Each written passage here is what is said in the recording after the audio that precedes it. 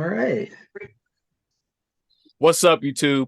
Back at you with another video, another quick take. I got my partners, Drew and Burst Jones. What's happening, fellas? Hey, how's it going? What up? What up? Hey, what's going on, everybody? This is Burst Jones, and I'm glad to be on this collab with you guys.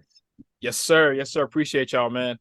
So, Hey, just to give everybody some context of how I met these two gentlemen.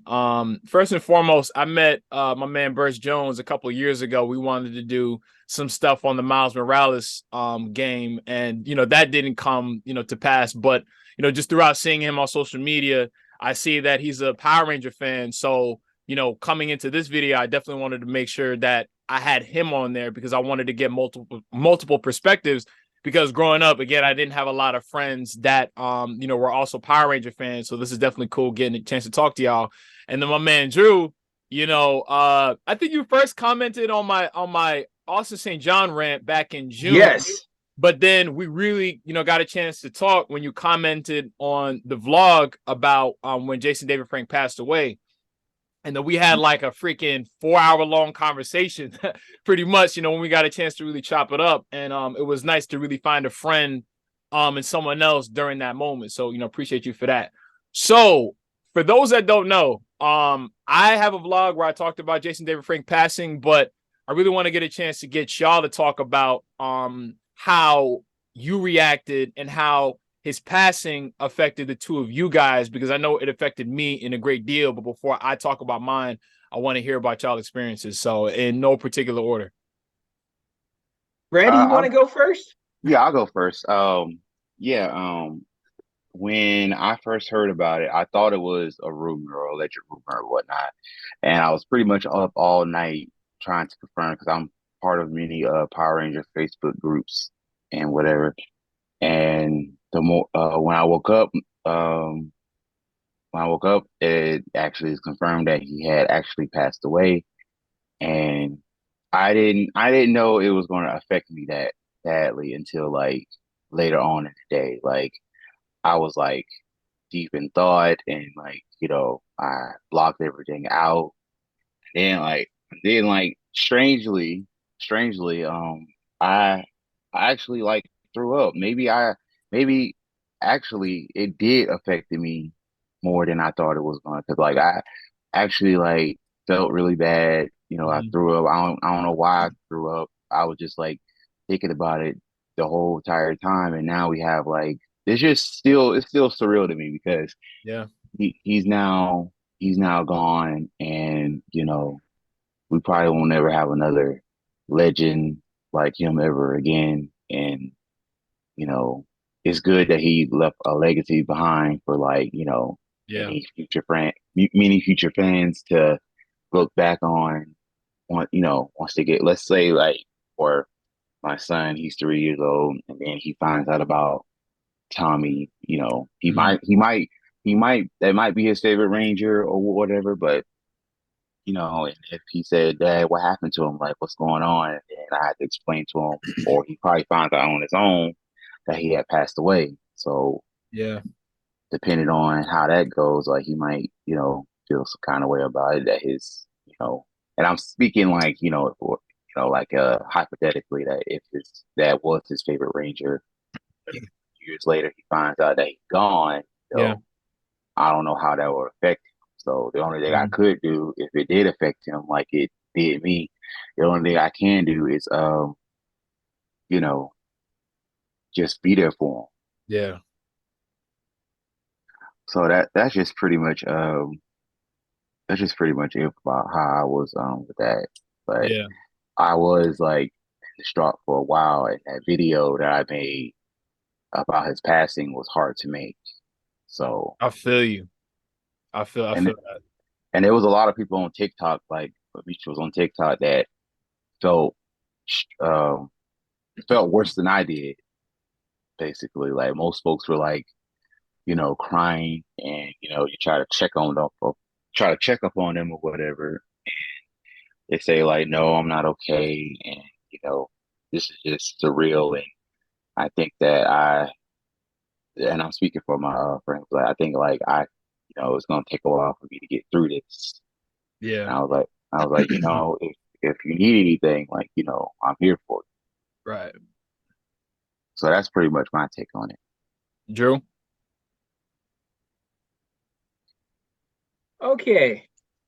So, I was the thing about me and Jason David Frank was I actually knew him, and and had met him several times and was around him, and it was a really interesting experience being around him because I was there when the whole explosion happened. When Power Rangers first came out and everything. I lived through the whole experience. I'm from Southern California, so I was there when they talk about the Universal Studios fiasco when they shut down the freeway. Yeah. Everybody was trying to. I was there. My parents wouldn't take me, but I was there when all that happened.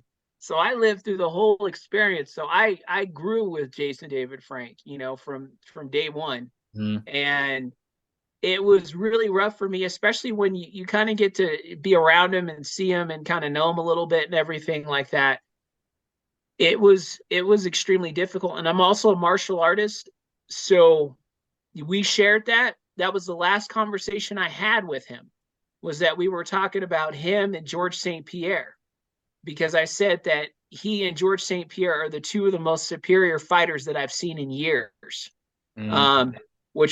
And he loved that because he said, yeah, I was just talking to Chuck Norris about that.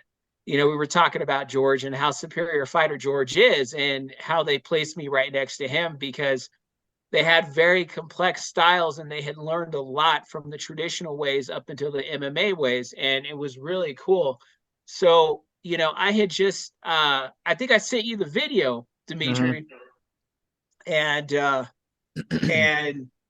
think, the video kind of says it all, like about how he felt and what he thought, about me. And it blew my mind because, as some of you guys may know, I just got out of chemotherapy treatment and stem cell transplant.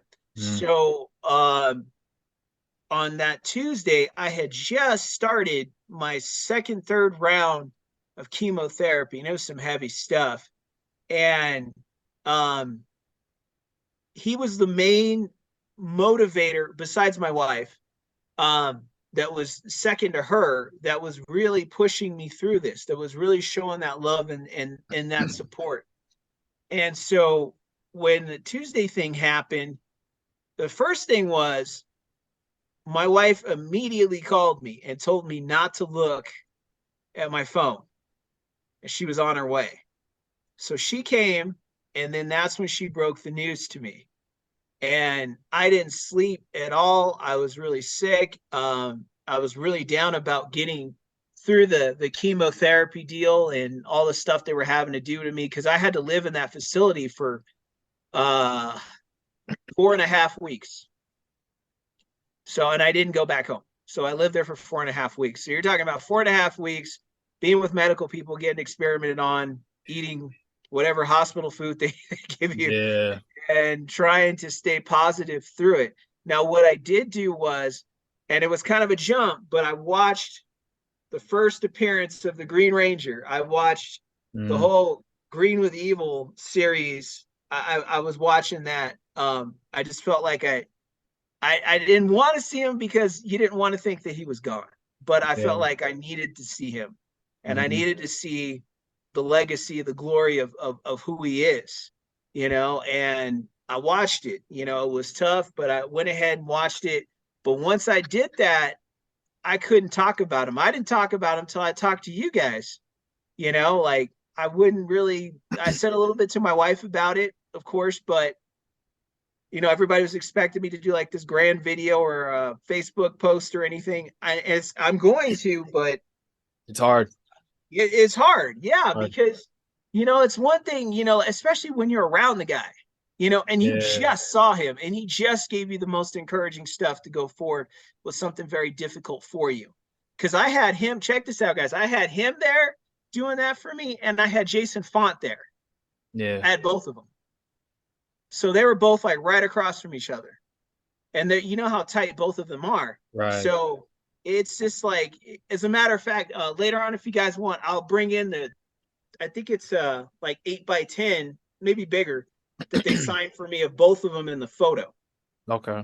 And yeah, I can bring that in. But it was weird because you got so much encouragement from both of those guys, and then this happens, and it just broke the wall. I mean, I haven't been hit this hard since Brandon Lee died, because I was around when Brandon Lee died, and Brandon Lee was the biggest martial artist to me on the planet, that really motivated me, because I didn't get a chance to live through Bruce Lee because he died in 73 and I wasn't born yet. Yeah. But I lived through, his movies and his legacy through that way. But Brandon, I got to watch Brandon come up and grow with him. And then he was killed on the set of The Crow.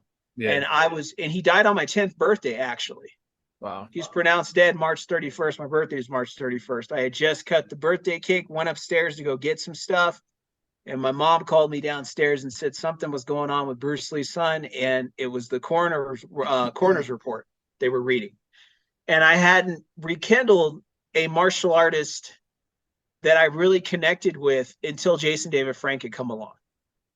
And I had many long years with him, which I'm very thankful for, but it just destroyed me the way it destroyed me when Brandon Lee had died. Yeah. And, I'm glad my son got to meet him, quite a few times, and he thinks the world of him. He's 5.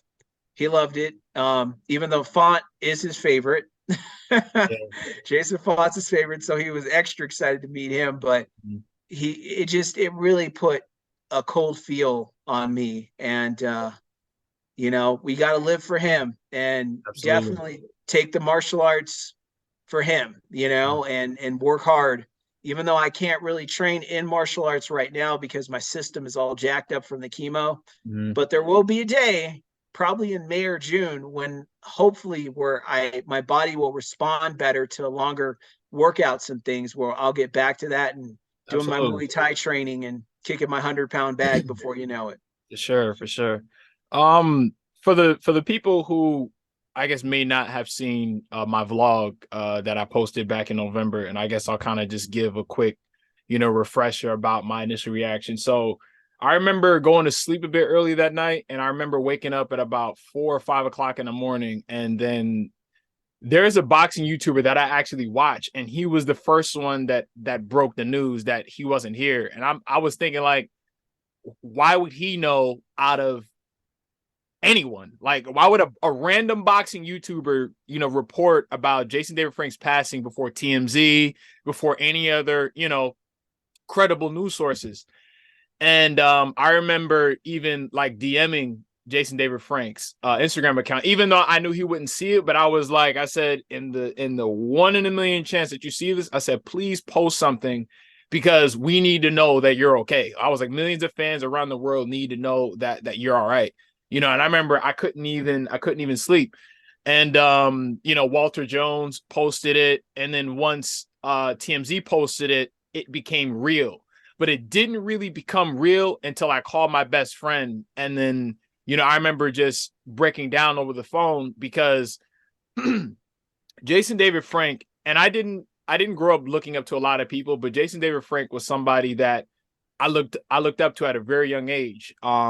Reason being is because my father wasn't a positive, figure in my life. And he was pretty much a bully, you know what I'm saying? Like, if simply put, he was a bully, and he wasn't a positive influence. So I used to kind of tunnel vision, on guys like Jason David Frank, you know what I'm saying? Because he just was a very empowering person, to look up to. So it's like watching him be strong just empowers you just looking at him. And after the fact, it was very hard for me to even want to watch Power Rangers. And in fact, from November, so it wasn't like until maybe a month later that I watched the Mighty Morphin Power Rangers movie for the first time. And honestly, I couldn't even get through the skydiving scene, when, all the Rangers are jumping out the plane. And then I couldn't even get to that part, because you guys know the part where, so all 5 Rangers, they land first, and then, JDF comes last. Tammie lands last. That part just broke me down. Like, because, and I feel like crying right now. Only because I remember growing up and feeling, damn, yo, fuck. I remember growing up and just feeling so happy to see him. So yeah, just watching that part just completely messed me up. And just the fact that like I feel like crying right now, it's just hard. Yeah. Honestly, I wasn't even expecting that. So anyway, damn, that's crazy. Yeah, just it just affected me just as deeply as it affected you guys, like just when Randy was saying that, like, he threw up. I'm like, yo, that's just like a reaction. We all react to like trauma and like sad news in different ways, and that was just his way of doing it. Like, same thing for you. It was just a cold feeling when you lose your heroes, especially in the worst kind of way.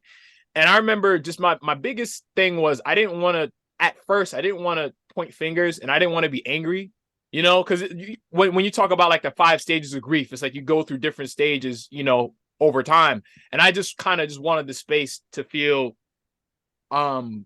sad, you know what I'm saying? Because who wants to be sad and angry at the same time? And honestly, it wasn't until last week, I think it was sometime last week, I was giving myself a shape up. And normally when I cut my own hair, I let a YouTube video play while I'm cutting my hair. And that was the first time that I watched Forever Red since, prior to him passing. I couldn't even get through the beginning either. Like, once all the Rangers are there, and then when he walks in, it was a wrap. Just like how now it's like I couldn't even talk about it without getting upset. But one of the main things that I wanted to kind of get you guys' opinion on is a lot of the controversy that's been happening. And because of that is why I kind of moved from the sadness to the anger part in a way. Because it's like, you take the three of us and you lose your hero in, again, the worst kind of way, preemptively at that. And then to find out that there was possible, like purposeful negligence and foul play, it doesn't sit right. You know what I'm saying? Because honestly, the two of y'all can agree, or we can all agree, that he should still be here right now. Oh yeah. And when I Yeah. really think about the situation, I'm like, it's a lot of smoke and mirrors, and where there's smoke, there's fire. So I want you guys' opinion on, I guess, the whole, maybe let's say Tammie Frank, for example. So let me just throw a dart and let's say, what are your thoughts on his wife or his ex-wife, really? Because she filed for divorce. I thought it out there. I mean, she went on Instagram saying that they were trying to work things out, and um, and then that, his passing happened. And mind you, they said they had sources say they had an argument leading up to him, and like, I figured that Jason was a, pretty strong guy, and he also had pretty big skin and whatnot. Mm-hmm. And in my opinion, this is my humble opinion, and you're more welcome to disagree with me. But like, she must have said something so hurtful to him to make him want to do that to himself. Like, It's a fact. because words cut deep. Yeah. Words are or worse than, any kind of physical harm. Because I should know. Yeah, like they say, like the quote, life and death is in the power of the tongue. You know what I'm saying? Yeah, yeah, and then, and first, like, I didn't, like, voice my opinion on her or anything like that, because I really didn't know anything of her until like a couple years ago. I want to say 2015 or something like that. And I didn't think that I didn't know that he was married. I thought he was like, I know he had children, but I didn't know he was married or whatever. Mm-hmm. And and then for what happened when I heard about the divorce, I was like, oh man, he must be going through a tough time, but he's still powering through and, showing up for the fans and whatever. But, and for him to get served divorce papers while attending an event to, for hundreds of his fans doing what he loves, and for him to get divorce papers, it probably really, broke him down, or It well, it affected him. started. it started to break him down because, you do something like that, serve him divorce papers in front of his fans, and that probably is what started it all. That probably was like, the beginning of the end for him to. I believe that he was thinking about it a long time. Yep. It's just Yep. like that argument that night that him and his wife had. That whatever she said to him had hit the nail on the coffin, in my opinion. Yeah. And that's my take on that. But like, I didn't go on Instagram like everybody else and like blame her and call out her name or whatever Mm-hmm. because I could be perfectly honest here. Like, um, I tried to unalive myself a couple years ago, and uh, my ex-wife, she called the police or whatever. She she didn't do it because of my well-being. She only did it to absolve herself of any guilt. And I was like, that you should have kept that to yourself. But And she told that, you that? yeah, she told me that. Wow. She told me that straight up, saying that, oh, I'm doing this because I want to absolve myself of any guilt. And Let me just throw this out there real quick. Like, the uh-huh, wrong woman can ruin your life. I'm going to say that yeah, one more time. The wrong woman can ruin your life. Facts. yeah, yeah. Because like what Jason's going through, what Jason went through before he passed, and now what his children go through, and also I didn't know that he had other children, but outside of his daughter that I see a lot on Instagram. I did Yeah, not me know. neither. And when I saw that video that she showed me, like as soon as she started talking, I already like, oh yeah, that's his daughter. Facts. Yo, saying that was the first time I saw her. Yeah, I was like, yeah, that's his daughter. Like I didn't like, think of like allegedly, what I'm saying, like that's not his daughter. But then, I didn't say nothing like that. It's just like when she started speaking, I know that's his Yeah. daughter. Yeah. Yeah. Yeah, and yeah, that's pretty much my opinion on that, and the reason why I relate to how he feels or how he felt and whatnot was because, like you said, with the wrong woman can ruin your life. Like I dealt with the wrong woman for many years, and it took for me to have to, you know, it took like every fiber of my being to get away, no matter like what she was capable of like doing. Because I tried to break away before, Mhm. but she. I don't mean to put my business out there like that, but anyway, she destroyed everything I had. Like, Wow. how you be a blurred and you have like collections and whatnot. Like she destroyed all that and Wow. what yeah, took some of my things and whatnot, and then I tried to work it out with her, but then things got worse. Things stayed the same and got worse at the same time. I don't Wow. know how to explain that, but I feel you. I feel you. But yeah, that just goes to show that you can relate to what was going on with him. You see what I'm saying? Because you've been through that. There's certain things that like you sharing, like other people's struggles because you've been through it. So it's like, hearing about a lot of what the narrative was between, JDF and Tammie, that's preaching to your choir because you know about that. right. So, but that just lends itself anyway, to what I was gonna, what I'm gonna eventually say about her. But I definitely want to get, Drew's opinion on Tammie because I think Yeah, you said you met her before or you've seen her in person before. I've seen her. Yeah, I've seen her once. And the vibe that you get from Tammie was not a very friendly vibe, just in general.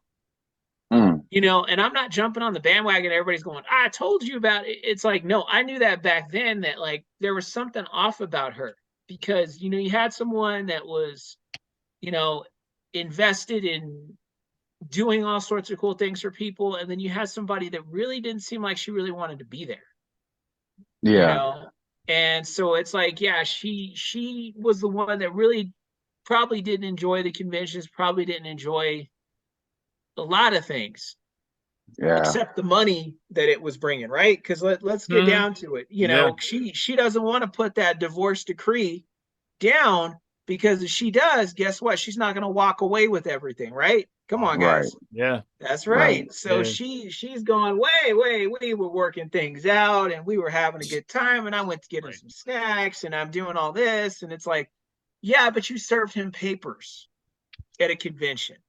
Right. You're going through a divorce process. Their date was December 22nd for the divorce. Okay. Wow. And it was not being canceled as of up until he died. Okay. So that tells everybody something right there, that there's something weird going on. There's a little something strange. What all the details are, if she pushed him to do this or do that, we don't know. But what we do know is there was definitely something bizarre. I think everyone in the world, no matter what team or group that they stand in, there's something very bizarre about a lady that does not want to go through with her divorce, and doesn't even want to acknowledge that was even happening, in a lot of ways, because that's what she's trying to do. Like, oh, she's trying to get around it so she can get the big payoff, because they're saying that I think Jenna is supposed to inherit a majority of things, I think. Yeah. From what I'm understanding. And if that's true, guess what? Mom is going to be latched onto her like flies on poo, Yeah.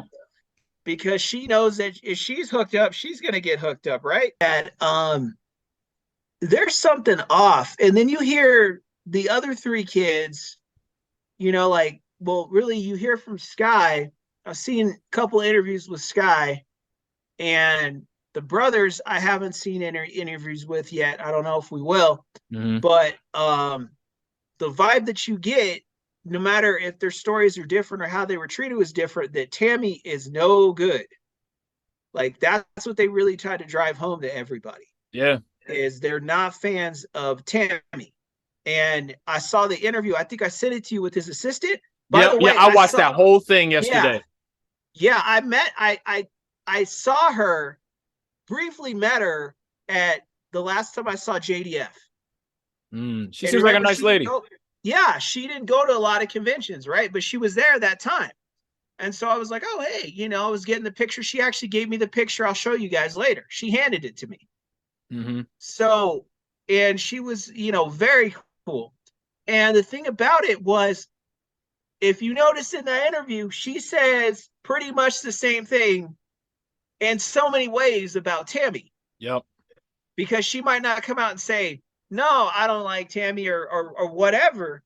But she's saying by her language and by what she's insinuating about what happened that she doesn't particularly care for Tammie. They didn't have a relationship. No, they didn't. And the thing is that she knew Jason kind of better than she did, because she was with him. And she was mad about that. She was because she said she was uncomfortable about the fact that JDF was calling her at 2:00 in the morning, I guess, to talk about whatever he needed to talk to her about, or the fact that he would talk to her about personal issues. See, the thing we're dealing with people like that is they don't want you to go and tell people about what's happening between y'all two. Facts. Yeah. No, facts all the way down. And the thing is this, if she didn't like it, I got a solution. Get up and help out JDF run this business. Okay? Then you work as the manager.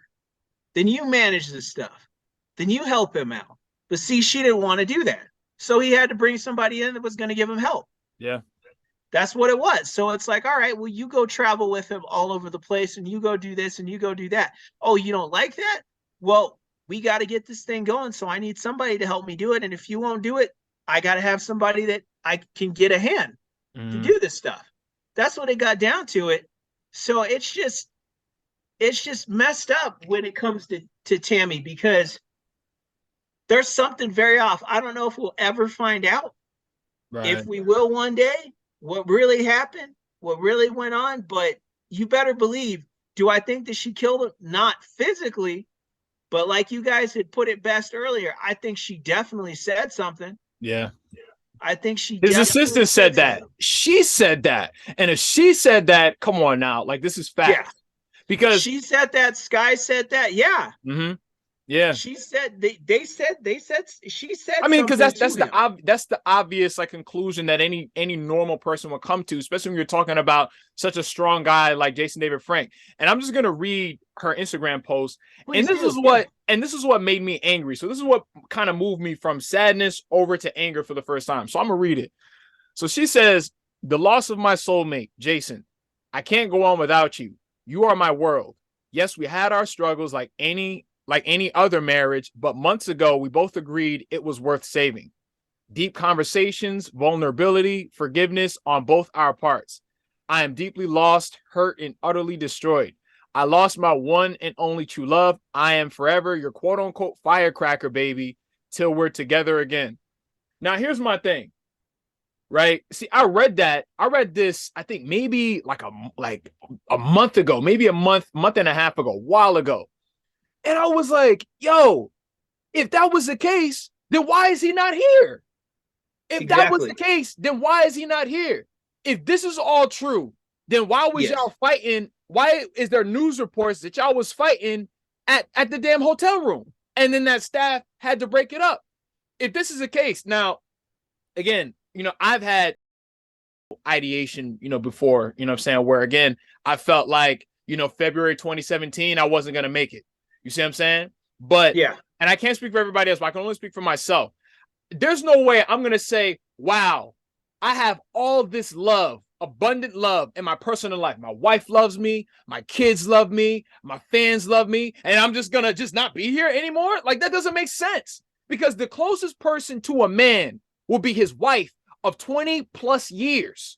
So if you see what I'm saying? Because the two of you guys, I'm assuming, have women. I'm single, but y'all two have women in your life. You have your wife, Drew, right? Yes. And then Randy, you are you married, or you got a girl? Yeah, I'm married. Okay. So, but all right, but you can honestly say that the two of you, and I'm making a point here. The two of you can agree that, if your wife, like, so not only do you have your own personal drive and determination as a man, but that is almost multiplied when you have a woman that loves you unconditionally and has your back, right? Yes or no? Yeah, that's true. Yeah. So that's true. If what she's saying is true and everything was all hunky-dory, all good, then why did he leave that on the table? Because I don't know if you guys saw this, and I don't think I got a chance to send you the video of the investigator who actually went through top to bottom the divorce, I guess, like documents between Tammie and Jason David Frank with times, dates, everything. And in that same document, it literally says that there is no chance of reconciliation, whatsoever, and that it was a conflict of personalities that led to their divorce. So my only thing is, yeah, I would like to believe you, but I'm really looking at the situation and I have to call a spade a spade. And what the situation is telling me is that it's smoke and mirrors. And when there's smoke, there's fire. Because honestly, I feel like it's about money. You know what I'm saying? Yeah. We're going to get to that in a little bit. But I honestly feel like what's happening right now, and a lot of this quote unquote controversy, is about money. Because I think, and quote me or correct me if I'm wrong, but I remember his personal assistant saying that, like, we should be, or they should be keeping his legacy positive. And frankly, they're not doing that. That. And the head honcho technically should be his widow, his ex-wife. And she's not doing a good job because and again, when you're an adult and you're dealing with kids, you the leader. She's the lead, because Jason and Frank's not here anymore. So when it comes to the, his kids, I guess maybe in addition to his the Skye Frank and Hunter and Jacob, I guess, their mother, something like that. But as far as we know, she should be the one that should be bringing everybody in, but yet she's facilitating the conflict. Yeah. No, I agree with you 100% on that one. And if I may say just briefly, like, that mess between her and Skye is insane. It is. It doesn't surprise me. No, I'm not surprised at all.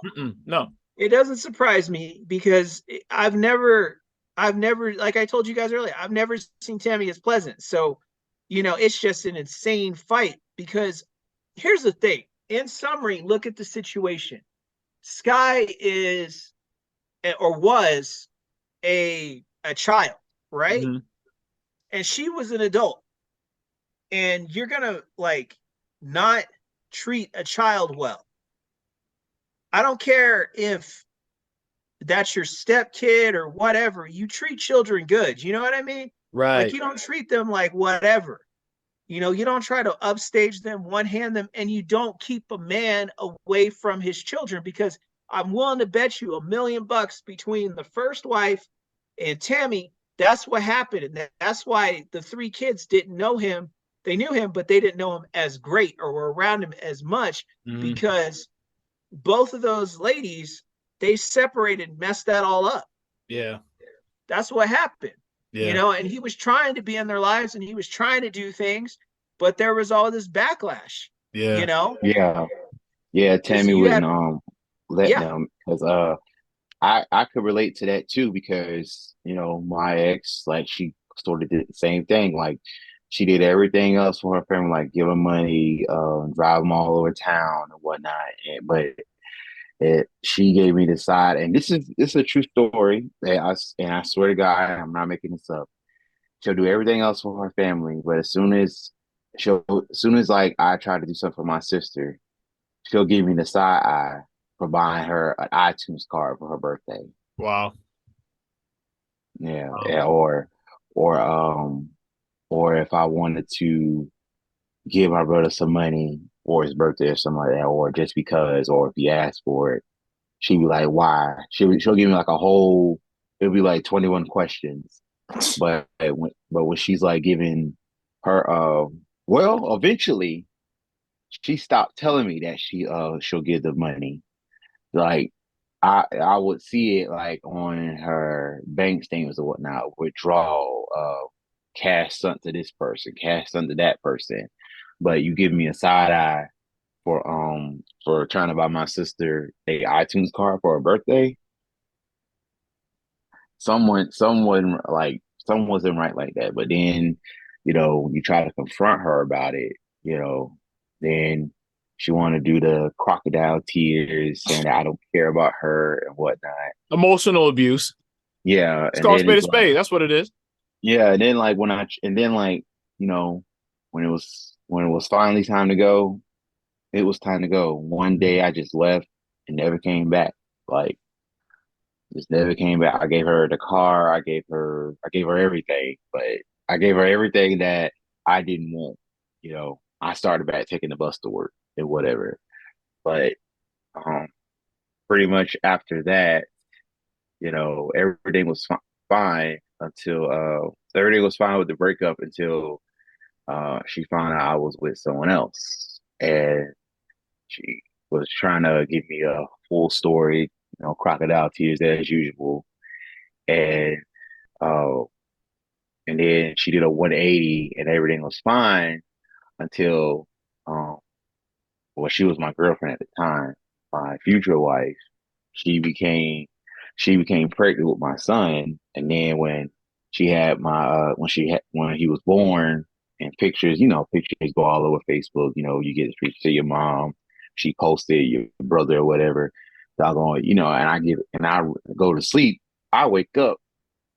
She texted me on some petty crap. She tried to add me on Instagram, TikTok, or Facebook or whatever, trying to get to the bottom of, like, oh, you got a baby, this, that, and the third, or whatever. I was Wow. like, girl, we're not even together anymore. So why are you doing this now? Yeah. All that I stuff scares the hell out of me.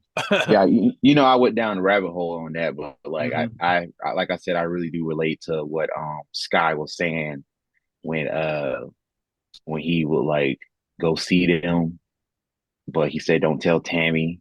Was it Tammie? Is that her name? Yeah, I'm sorry. Don't yeah, Yeah. you tell got it. Tammie. Yeah, yeah. Don't tell Tammie. And then when he's like, when they're out shopping, she side eyed him or her for buying her one outfit, but she throwing stuff on at the register, trying to get, buying all this stuff Yeah. and getting Jenna, his daughter, her daughter stuff. But then as soon as JDF wanted to get something for his daughter, Skye, like one thing she said, and she was giving her the side eye. Like I was like, why? I mean, I don't understand like why she wanted. I feel like that she was wanting to be in control of the money Well, the here's the whole thing. time. Here's the thing, because I commented this on the Skye Frank interview. Was funny that's the comment that got the most thumbs up, and I was saying that my father had a girlfriend who he had like other kids with, and then the Mm-hmm. thing is, his girlfriend, she didn't like me at all. And then what's funny is like she would do things like to try to get my pops to like attack me pretty much, and it's that situation where she feel like they can't do their thing as long as I'm around. So Right, basically, so Tammie wanted to make it a situation where she in order for her to have the family that she wanted, it can only be her, Jenna, and Jason David Frank. There's no room in her, picture for Skye and her brothers. And to me, people do that all the time. You know what I'm saying? It's yeah, like you're not really gonna, again, it's not gonna resonate unless you've been through it. So a lot of people are hearing Skye say these things, but they never been through it. So they're gonna be like, that's not true. That's not true. But it's like, yo, if you was a fly on the wall when these things are going on, then you would understand. But again, if you ain't been through it, you ain't gonna know. Because right, the thing with watching Skye, and I felt like honestly watching her was kind of sort of like a breath of fresh air in a sense that she looks just like Jason David Frank. Like she's like a spitting image of this dude, except she's a girl. yeah, She yeah, talked like him. She looked like him. And I yeah. feel like honestly, that irks Tammie and freaking Skye. Because if I mean Tammie and Jenna, Jenna, because if I seen Jenna walk down the street, I wouldn't think, oh, this is Jason David Frank's daughter. Huh. And it she was looked, funny is that Skye's been saying that, like, yo, a part of their issue with her is some sort of jealousy. But it's just like, yo, like jealous for what? Like jealous for what? You're only gonna have these sorts of situations when you're dealing with quote unquote family. And y'all feel me where it's like, yo, not all family is family. Facts. I right. think me and Drew, we were saying that. You know, how like you had Yes. certain situations, coming up. And I seen somebody in the comments and I had the audacity to say, even though I know she didn't read it, but he said, oh, Skye, I implore you to squash things with Jenna because, that's your family or some shit. And I'm like, yo, Jenna not family. She don't act like it at the end of the day, because I don't know if you guys caught wind of this. So essentially, being in this situation and all this conflicts coming about, it's been brought about because of money and who's going to get what as far as, Jason David Frank's assets, his will, all of that Mm-hmm. stuff. So Jenna literally had the audacity to go on that interview video and she went in the comments because someone told Skye, they said, I guess, you need to get some legal help because being that you're Jason David Frank's daughter, you're entitled to, I guess his will benefits.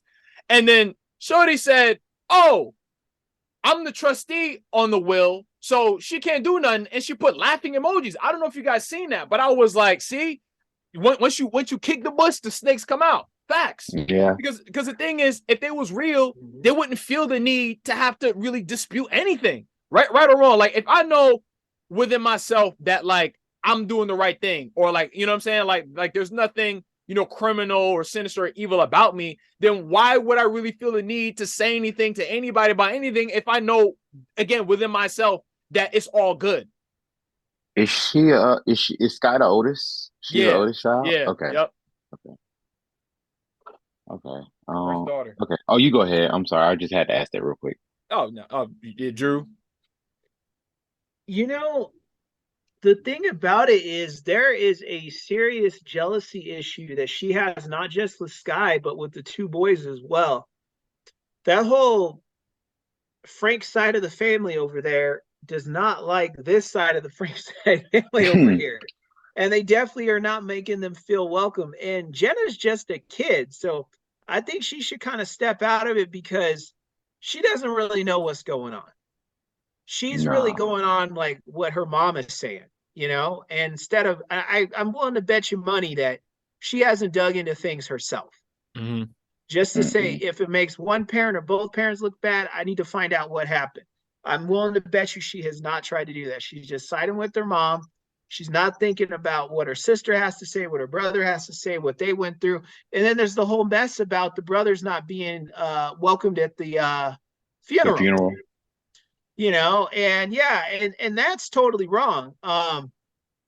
And I know that there was something about one of the brothers threatening somebody and things like that. Okay, I got you. But you still could have provided a window for him to show up and at least say goodbye instead of completely Xing him out. Because the thing is, the dude's dad is gone. So you're going to tell him that he can't say goodbye to his dad. I think that's a big no. Yeah. That just further implies on what Dimitri said, that like there's something sinister going on in the background as far as like the funeral. Like, why wouldn't you let it don't matter if he had like 10 children outside of, you know, Jenna. Like, they have the right to come and say goodbye to their father. Yes. And if she was a good person, and this is my thing, there's not good in everybody. Like, let me just throw that out there too. There's not good in everyone. There's not. Because let's say if Tammie was as good a person as she's trying to make herself out to be, she would not have rested until all his kids would have been in the building that day. Facts. All of them would have been there that day if she was actually, in fact, a good person. Like, I can understand if they refused, if they just, you know, if they said no.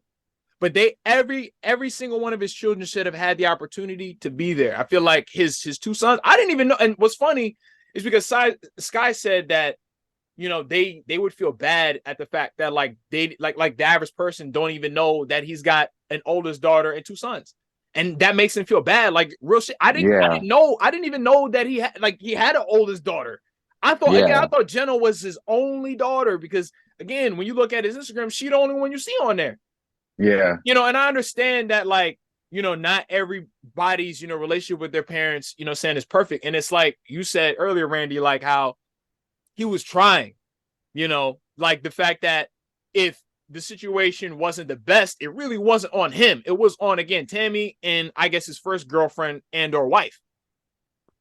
Yeah, with Tammie, like, you know, and it is scary, like how, like, you know, with all this going on with all went on with JDF, is that like it's scary that how I can relate to like certain situations that Skye mentioned, and especially when it say, oh, don't tell when he talked to Skye, he's like, oh, don't tell Tammie or whatever, and it's scary that I felt like he, and this is like my opinion, and I felt like he was like kind of afraid of her, like, or he was afraid of what she might do. What she might do. Yeah, just like, because it's like because there's a difference. It's a difference of being afraid of someone or being afraid of someone of what they might do. Because I was afraid of, like, I was afraid of my ex a long time, of what she might do. Not afraid of her. Trust me, I'm not afraid of her. But like, I'm afraid of like what she may do. She's capable of. Because I feel like when she feels like you crossed her, she'll go on a vengeful path, like destroying stuff and stealing from you. And well, see, Tammie did that because she already, you know, like tried to damage, you know, his reputation. Because it's funny, because he was served, and Drew, correct me if I'm wrong, or y'all correct me if I'm wrong, but he was served back in August, right? Yeah. Or the news came out in August that he was served, correct? I thought it was earlier than that. What's funny, you know, what's funny? I thought it was June, and I'm actually going to look it up now, you know, just so I'm not incorrect. You know what? Bringing it up, it might have been before then. It might have been June. You know, it might have been earlier than that. I'm trying to think of the exact date. Thinking back on it. Let me see. Guys, there's so much happening with this stuff. Nope, it was so the TMZ. So I think he was served earlier than August, but TMZ broke the story on the 23rd.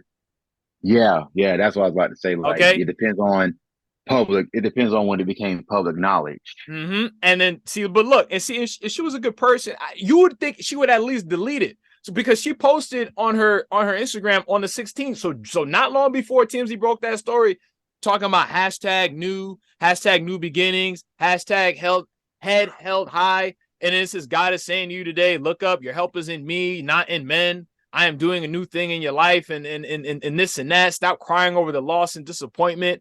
Everything will end in your favor. Like, you see what I'm saying? Like, yo, the dots is there. The dots is there. And honestly, it's like, I really feel bad for like good men. And I'm not being like misogynistic, but I mean, this is just true. I just feel bad for like good men out there that are literally like saddled up with terrible women. And it's not saying there's not good women out there, but I really feel bad, especially like, yo, if you got kids with her and you stuck, you know what I'm saying? Because think about it, like that fear came from the fact that this woman would try to take everything from him if she could. Because when she filed for divorce in that investigator video, he filed a counter petition. So essentially, if a woman files for divorce from me, I could counter petition that and say, no, I'm filing for divorce from her. You know what I'm saying? And he did that. And then again, the video is there. So for people who are listening, like, go check it out. Like, all the terms are there. So it's just painting a certain picture of who this woman is. So I cannot allow myself to buy into this, again, picture perfect, rosy, you know what I'm saying, image, everything is all smiles and all of that. Because again, at the end of it all, this man is not here. And again, when we think about Jason David Frank, and I said this in my vlog, this is a guy who has tatted on him, Jesus didn't tap. Yeah. This is a guy who was a martial artist. And again, Drew, you train martial arts. You know, me, I train boxing, which is a form of martial arts. And let me say, like, I get so much like discipline and soundness, you know, when I train. You know what I'm saying? Like, it's almost as if like boxing is just like a person that I could always turn to if I have the ability to train, even just like strategizing about boxing. You know what I'm saying? So in addition to him being who he is, having fans, so much going for him, it's like, why would he do that? So I'm not gonna just believe, you know what I'm saying? It's like the fact that she's even trying to make it seem like everything was all good makes her actually look worse. It makes her look worse because you lying, and you ain't gotta lie. Like, stop lying. Like, just tell the truth. You know, guys, I was gonna tell you, the assistant had said, I think it was the assistant or Skye, one of the two, they both might have said it. But when they first talked to Tammie, when this happened, they said, first thing she said was, I didn't kill him. Why would she say that? Exactly. You guys got it. Like, why would she say that off the blue, off the cuff? Why would she say, I didn't kill him? The first thing. Yeah, that was the first thing she said. And here's the other thing we got to think about, guys. The one son that apparently threatened everybody, how did that argument happen is what we don't know. How did that argument happen? Why did he feel to threaten everybody? Because I'm willing to bet you Tammie was putting everybody and hiding everybody and wasn't letting everybody hang out, wasn't letting everybody share the money, wasn't letting everybody. He probably got fed up and just said some crazy stuff because he was mad and in the heat of the moment. So my point is this: Tammie, I bet you had probably, this is hypothetical, but she probably caused that argument. Yeah. What do you guys think about that? I agree. She probably caused it. I agree. I believe it. Yeah, I wouldn't believe it. Yeah, because think about it. If he showed up to that funeral and he had his words, it would probably be, you caused all this. They would have definitely tried to escort him out the building. Probably because he know the truth. And the thing is, the truth is uncomfortable. So, and people don't like discomfort. So what do? They get rid of it, or they don't want it around. You know what I'm saying? That's a fact. So if people know that, like, me being there, they're gonna get the raw, honest, harsh truth.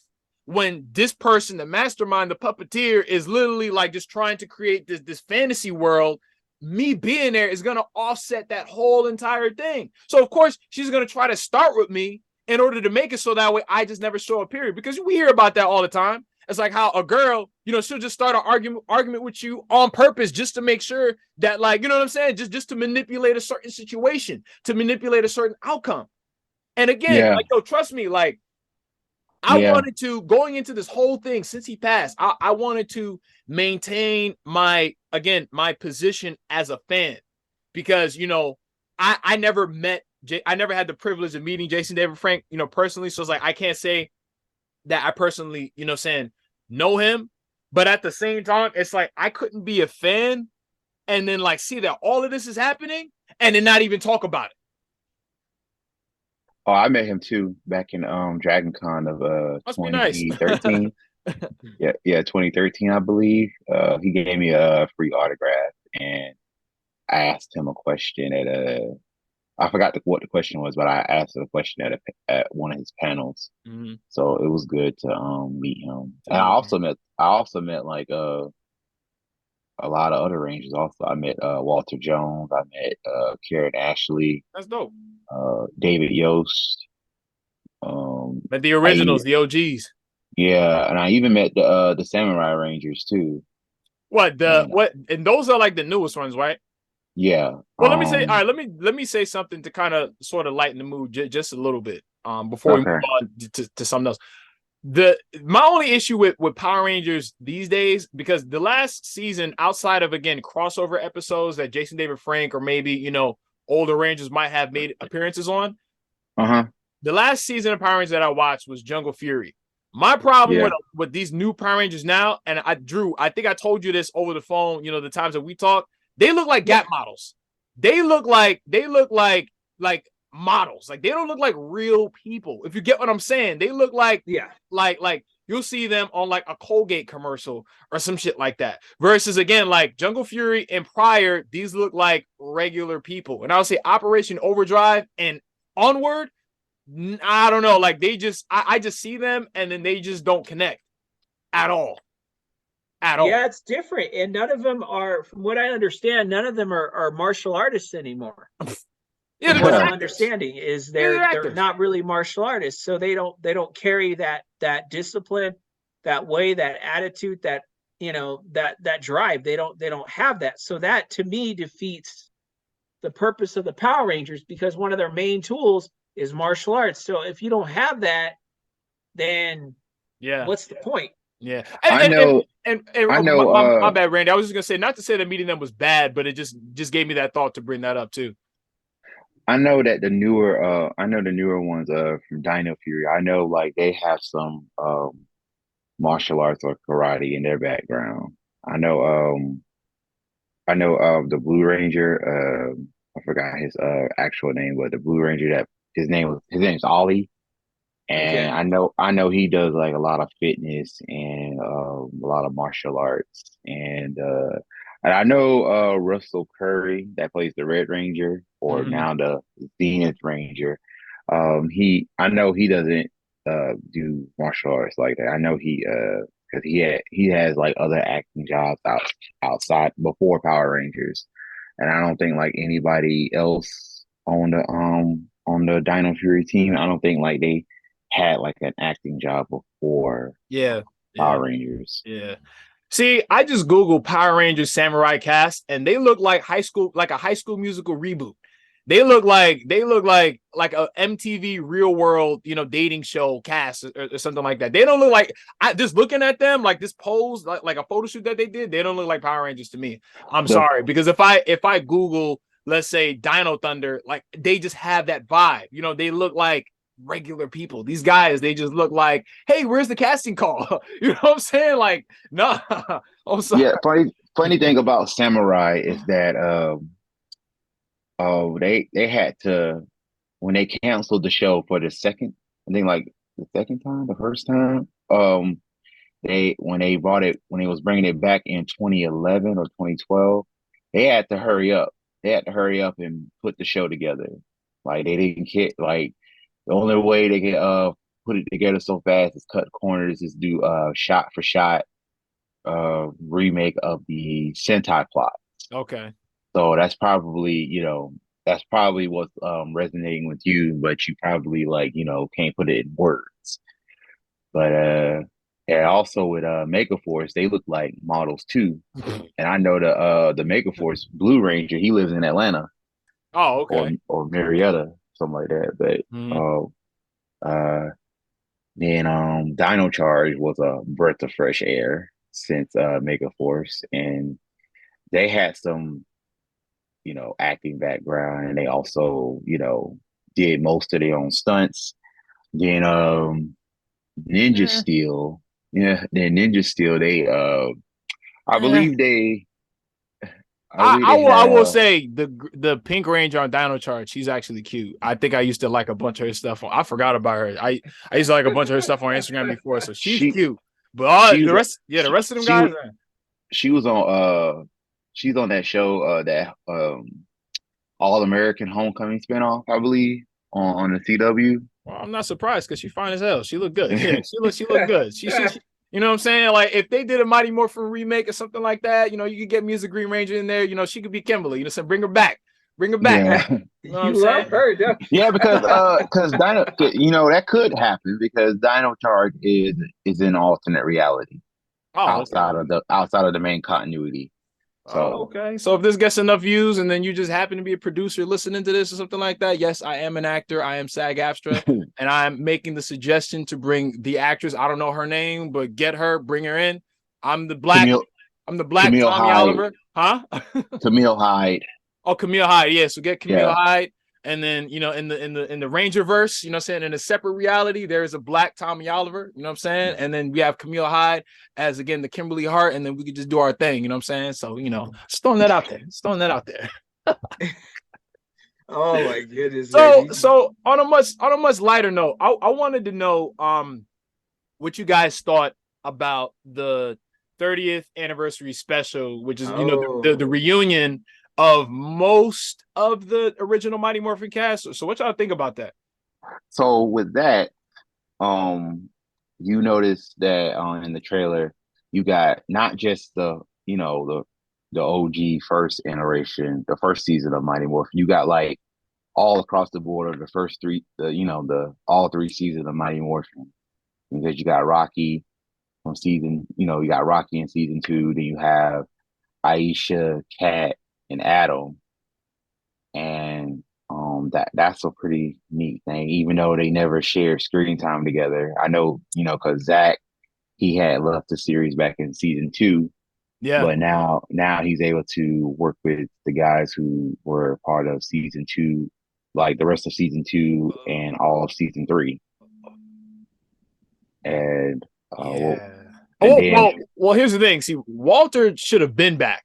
Like yeah, this yes. is Yeah. long overdue. Like, you know Yeah, what he I'm should have saying? been Like, back a long yeah. time ago. Yeah, I that mean should have happened a while ago. he was back as a voiceover in the 10th anniversary episode. That's a voiceover. We need him Yeah.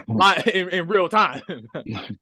Yeah, because a lot of people were big fans of Walter. There's a lot of people I didn't even know. Like you find out like how many people their favorite Ranger was Walter.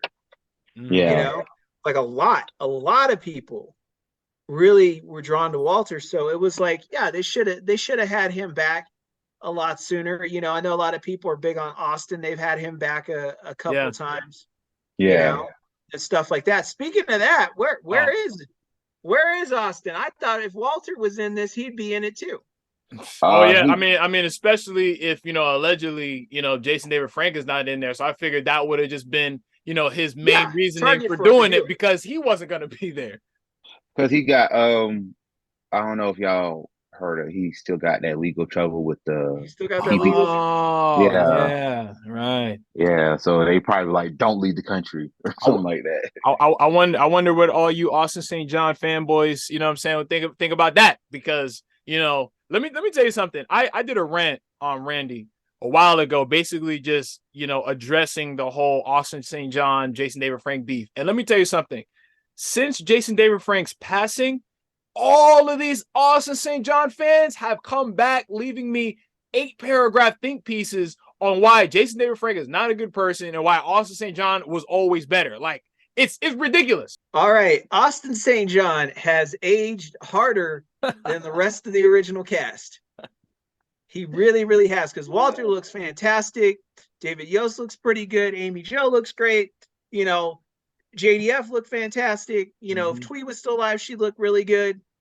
I already know that because she That's a wouldn't be. fact. She aged very slowly. But man, you see Austin, I'm like, man, he put on some weight. a lot of weight, and he looked like somebody's dad. Like when he showed up, the other Rangers don't. Like they're older, but they don't look like somebody. Do you see that guy? That guy looks like somebody's dad, and he's dressing like it too. So I've met Austin, so I can tell you about him. Yeah. Nah, tell us, man. Tell us, man. For the Austin St. John fanboys that are going to be listening to this and want to get mad. I don't want smoke for all you. I got something for all you Austin St. John fans out there. Number one, you guys need to stop worshiping that guy. Okay? Like, he's just a man. When I think of JDF, yes, we speak highly of him, but we realize he's just a man. He's just a guy. He was a guy that took his time to do some really cool things. There you go. But you guys, when you see Austin, and I said this to Dimitri, remember what I told you? It's like that part on 10 where they see Flash Gordon, and then all of a sudden, Sam Jones is all of a sudden wearing the Flash Gordon outfit. That's how you guys see Austin when you see him in person. Right. And it's like he's not training every day, guys. No. He's not training every day. He's not cutting and losing weight every day. I'm telling you right now, as a martial artist, as a fitness guy, I'm telling you right now, that dude is not training at all. He's barely training. Yeah, let me start it off a little bit, because something, like, one thing I said in my rant, back in June, is the fact that, like, I thought that they should have squashed it back then. Oh yeah. Okay. And the fact that, he's talked trash about Jason David Frank, since then, right? And he want to come out and say, and this is all he said, "Oh, once a Ranger, always a Ranger, brother. Once a Ranger, always a Ranger." Like, first of all, where was all of that before? Where was all of that? Like, I hate the fact that people wait till somebody's gone to finally just decide to come out and do what you should have done while he was still here. Because if I'm not mistaken, Jason David Frank there has been instances where he has extended an olive branch to Austin St. John, to which he smacked it away. So, you know what I'm saying? Absolutely. And that's been the problem, is like, all right, yeah, we had our problems. We didn't hit it off great on the show, but you did this, I did this, but let's try to put it behind us, was where JDF was coming from. Like, let's try to bury like, let it go. Like, let it go. Because the whole fight beef was about putting it behind, was like, all right, well, if you need to fight it out, then let's fight it out. We make a few dollars, we give the fans what they want, and then we squash it at the end. Squash it. Yeah. And he couldn't do it. He couldn't do it. I mean, Randy, what you think, man? Actually, I just, with that, I learned of the beef back in I would say 2013. And and then I went down that rabbit hole, and I was like, damn, it was like that, and how I heard many interviews of Jason David Frank saying that, like, how Austin was a compulsive liar. Yeah, and I know that one. All this other stuff, and and I didn't find anything of what Austin said about JDF, but I'm pretty sure that he said some things, like, off the record, and I was hoping that I thought that they squashed it at the 2017 movie premiere, but apparently that's not what it was. I know what happened that night too, if you want to know, if you don't know.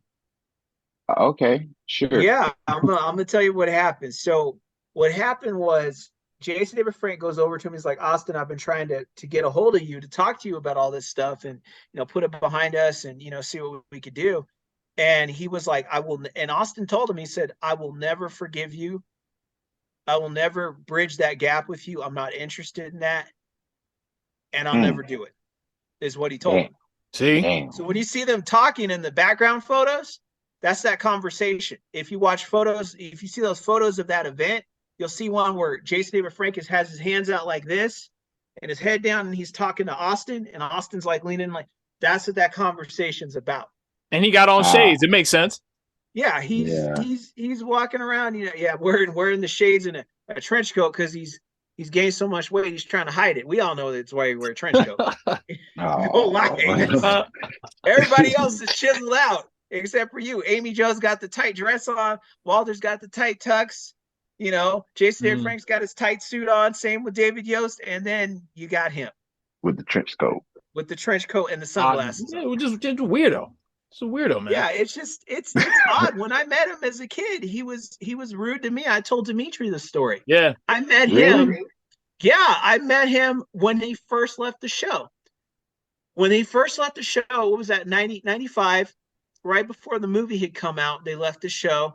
And it was a meeting that had him, Walter, and Twee. So yes, for you Power Ranger fans out there, I did meet Twee, because I know many of you guys did not meet her. I actually got to meet Twee.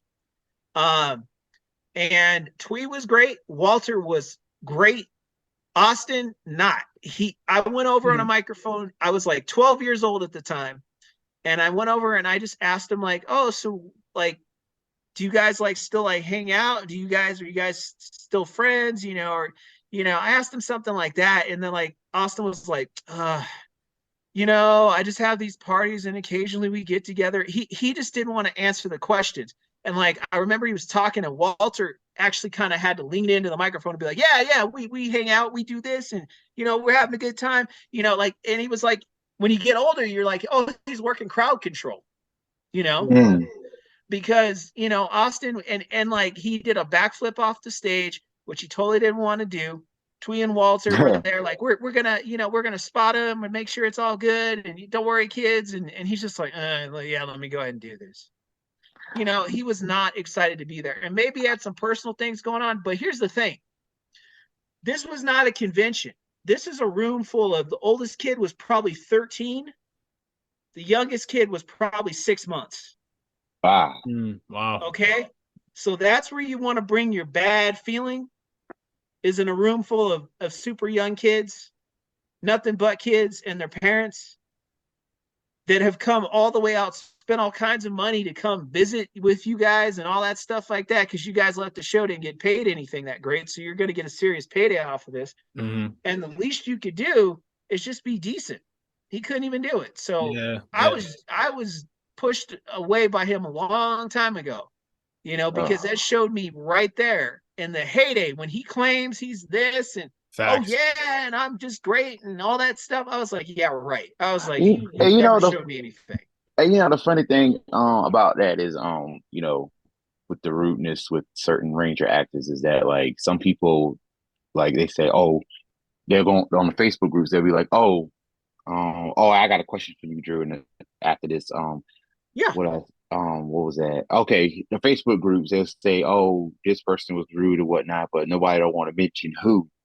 Nobody mentions who for some odd reason, like, you know, and then, you know, fans like you come out and say, oh, it was Austin, or for example, people say, oh, it was Johnny Young Bosch and blah, blah, blah. But, you know, it's, you know, I mean, I try to find out, and then you be looking at them like, oh, you know, you would think that they won't be rude or they'll be, you know, delighted to answer your questions, but they just like brushing you off just to get a check.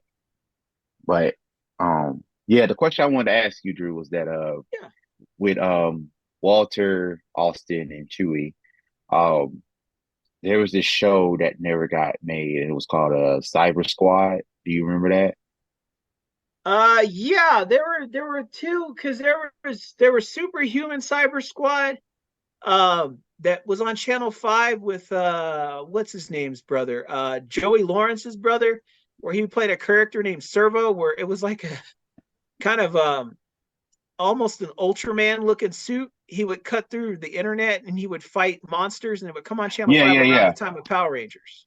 Yeah. It was another show with just them three, and they had they had their show, and it was like a picture with their autographs on it, but the show never came into fruition or whatever. Yeah, and I was wondering if you knew some background about that. I do know some background about that. There were a couple name switches. I remember them because, you know what, at the time I met them, they were getting together to do that show, because it was when Walter still had the braids, and it's when Austin grew out that little goatee underneath of his chin. Yeah, that's right when the show was going, and they were talking about it. And they were talking about, oh, there's a show, we're working on it, we're going to be, you know, doing it. That did come up. What I know about it is they just couldn't get Saban had made it impossible for them to get hired anywhere else. So let's say they went to Channel 5 to work on Superhuman Samurai Squad themselves. They had their contracts locked down so tight they couldn't really work anywhere else. You know, Saban had it set where they could not do stuff in that network. Like they had acting careers, it had to be way out of the reach of things like that. Oh, so like Walter was on Family Matters. Right. Like completely Austin, different network. Yeah, it had to be so out. You know, and if there was Chewie anything like Power Rangers, sue. No, and Chewie was in that Crow movie. I never seen the movie, but I did see it. Was it? How was it? I mean, how is it? The Crow movie wasn't that good. The first Crow is excellent, you know, with Brandon Lee, but the second Crow was just, it was kind of weak. It had a crazy cast, but it was just not that strong.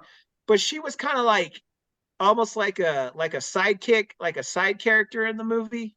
You know, and so you kind of see her and you kind of don't. She's just kind of in the background. She kind of comes out here and there, but not much really with her, unfortunately. And she was probably just doing it, you know, to ease into some things, and unfortunately that ended up kind of being one of her last things that she did. Yeah. You know, and I think I sent Dimitri the video of her friend that survived the car accident with her. You watched that? I watched some of it. I didn't watch the whole entire thing, but out of like the longer videos, the investigator video was the one that, because it took me a few hours to watch that 2-hour video, because, you know, I had things to do in between. But that one I didn't get a chance to watch from start to finish. Did you get to the part of the accident yet? What'd you say? Did you get to the part of the accident yet? Nah. Okay. No, because I mean, because the thing is, I remember you telling me about you know, the accident in itself. So I kind of feel like I have a gist of what happened. But as far as me getting that from the video, no, not yet. Yeah, just fast forward and get to that part just to go through it, and it's an experience. And you know what, Drew? Going back to Austin. It makes sense now of like how he was acting in Forever Red. So I'm probably speculating that he wasn't acting; he was acting himself. Oh yeah. There's a story about that. What's his name? Christopher Kamen Lee that played Andros. Yeah. And In Space. He told a story about that. He said what happened was Austin had come back, and that's when he had just joined the military, or he'd been in just at the early stages of that, and he was bragging about like learning like stuff from the Navy SEALs, like different combat techniques and stuff. And Jason David Frank, they had that bad blood relationship. So Jason David Frank was making fun of him because he was just like, oh yeah, you're learning all this stuff. And it kind of went sideways on the set because of that. That's what ended up happening. Wow. So there's a video on YouTube, I think I have it, where Christopher Kamen Lee is like sitting in a chair. He's like, yeah, I did some Navy SEAL training. I did this, and JDF is taping it. That's what ended up happening because of the bad blood between them. And let me say something too, right? Like, for all of you out there that say, oh yeah, Austin St. John or Jason was better than Tammie, right? Let me tell you something. Everything that you feel about Jason, that comes from Geki in Zero Ranger. That's not okay, because Geki was the real leader in Zero Ranger. Jason was not a good leader in Mighty Morphin. So let's stop that narrative right now. And if somebody wants smoke, put in the comments you want smoke, and then we'll come on there and we'll debate that. Facts. Oh Lord, I'm about to get canceled for sure by the Austin St. John community. I didn't, because like now it makes sense of how he was acting, because Jason never acted like that. Like, you know, his character in the first 2 seasons of Mighty Morphin and his time in Zeo and whatever. Like, where did this new attitude come from when Cole tried to shake his hand and Austin just, you know, said, oh, good for you and whatnot. And, you know, oh, step back, you know, stand back, rookie. Let me show you how it's done. Like, you know, at first like overhyping himself. He was the only one with that attitude. The only one. Yeah. And, you know, another actor, I'm going to get like, because I made the video of the Mighty Morphin Once and Always, and, you know, about David Yost, how he was treated and whatnot because of his sexuality. Right. And I felt like his return is deserved because when you look at the trailer and when you look at the stills, it looks as though that he is like the main protagonist of the whole anniversary special. If Uh, if I I'm not have a mistaken, I have a if I'm not prediction. mistaken, Yeah, I have a prediction as a matter of fact. When I looked at the picture very early, so like, a while ago, and during this quick take when we first started talking about it, and I was like, eh.